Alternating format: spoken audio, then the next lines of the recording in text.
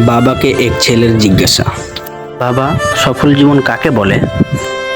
বাবা বলল, আমার সাথে চল, আজ ঘুড়ি উড়াবো। বাবা ঘুড়ি উড়ানো শুরু করলেন। ছেলে মনোযোগ দিয়ে দেখছে। আকাশে ঘুড়ি বেশ কিছু উপরে ওঠার পর বাবা বললেন, এই দেখো, ঘুড়িটা এত উঁচুতেও কেমন বাতাসে ভেসে বেড়াচ্ছে। তোমার কি মনে হয় না এ সুতার কারণে ঘুড়িটা আরো উপরে যেতে পারছে না? তা ঠিক, সুতা না থাকলে ওটা আরো উপরে যেতে পারত। বাবা সুতোটা কেটে দিলেন। ঘড়িটা সুতোর টান মুক্ত হয়ে প্রথমে কিছুটা উপরে গেল, কিন্তু একটু পরেই নিচের দিকে নামতে নামতে অদৃশ্য হয়ে গেল। এবার ছেলেকে জীবনের দর্শন শোনাচ্ছেন। শোনো, জীবনে আমরা যে উচ্চতায় আছি বা থাকি, সেখান থেকে প্রায় মনে হয় ঘড়ির সুতার মতো।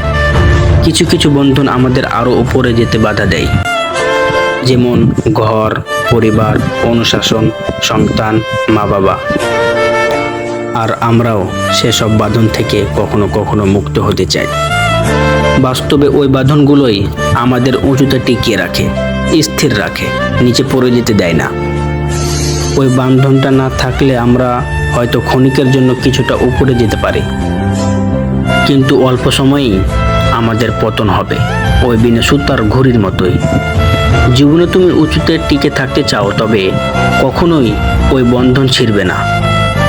সুতা আর ঘড়ির মিলিত বন্ধন যেমন আকাশে ঘড়িকে দেয় ভারসাম্য, তেমন সামাজিক পারিবারিক বন্ধনও আমাদের জীবনে উচ্চতায় টিকে থাকার ভারসাম্য দেয়।